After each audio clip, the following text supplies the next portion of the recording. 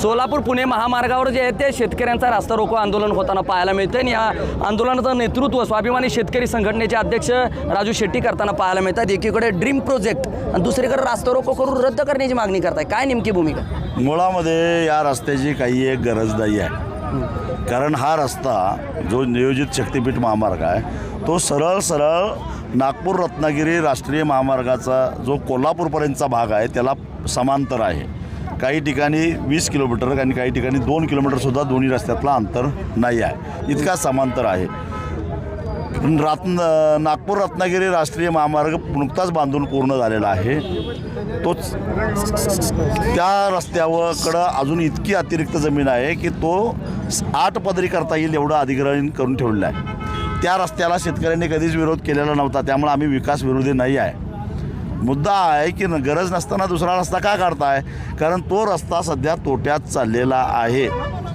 राष्ट्रीय महामार्ग प्राधिकरणानं सांगावं की तो फायद्यात आहे का, कारण त्यांना एका टोलमधून दररोज 40 लाख रुपये वसुली अपेक्षित असताना केवळ 8 ते 9 लाख रुपये वसुली व्हायला लागलेल्या आहे। म्हणजेच क्षमतेच्या 25% रस्ता वापरला जात असताना नवीन रस्ता करायची गरजच काय? आणि हा रस्ता एक्सप्रेस असल्यामुळं स्थानिकांना या रस्त्याचा काही उपयोग नाही। रस्त्याच्या दोन्ही बाजूला कंपाऊंड असल्यामुळं शेतकऱ्यांना अलीकडनं पलीकडं बैल घेऊन जाता येणार नाही, चालत जाता येणार नाही। गावाची फाळणी होणार आहे, पावसाळ्यामध्ये येणाऱ्या पावसाचं पाणी तुंबून राहणार आहे, कारण भरावाचा रस्ता होणार आहे, शेती उद्ध्वस्त होणार आहे। आणि शिवाय 40-42 हजार कोटीत जो रस्ता पूर्ण व्हायला पाहिजे तो रस्ता ते 1 लाख कोटीमध्ये पूर्ण करायला लागलेत।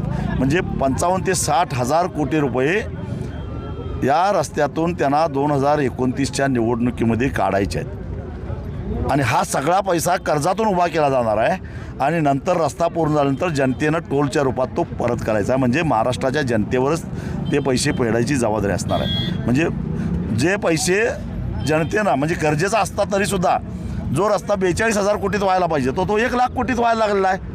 मग वरचे 58 हजार कोटी जनतेनं यांच्या निवडणुकीसाठी वर्गणी द्यायची का?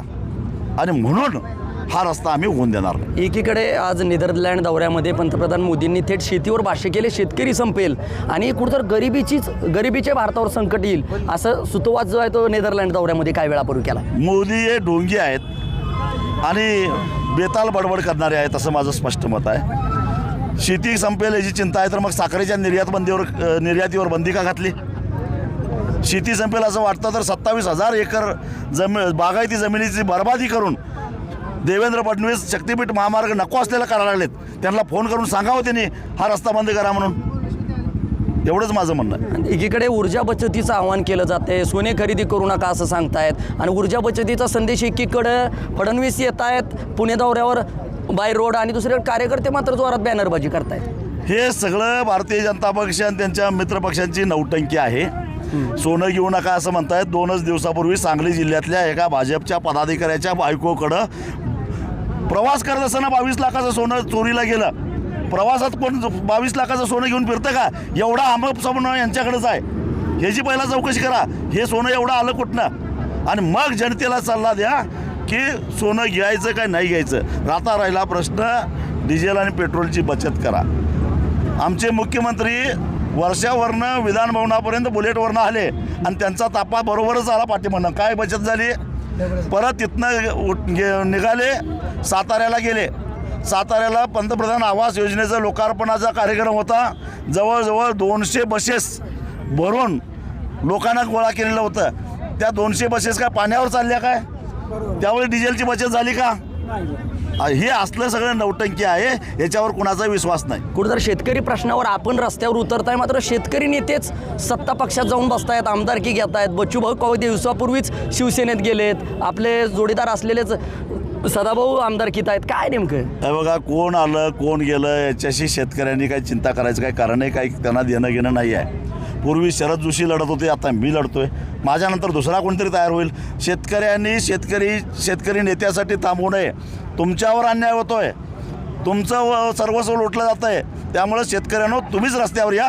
कोण नेता कुठे जाता याची चिंता करू नका। नाही पण कितपत योग्य आहे भाऊ? एकीकडे शेतकरी प्रश्न कर्जमाफीसाठी तुम्ही त्यांना विचारा, मी आहे ना त्यांच्याबरोबर। राजू शेट्टी यांच्या पद्धतीने पायामध्ये जे आहे ते आंदोलन होताना पाहायला मिळते आणि रोकटोक भाषे जे आहे ते TV 9शी बोलताना त्यांनी केले. माझं सहकारी कॅमेरा पर्सन अभिषेक पवारसह मी संदीप शिंदे, TV 9 मराठी, आरण, माढा, सोलापूर.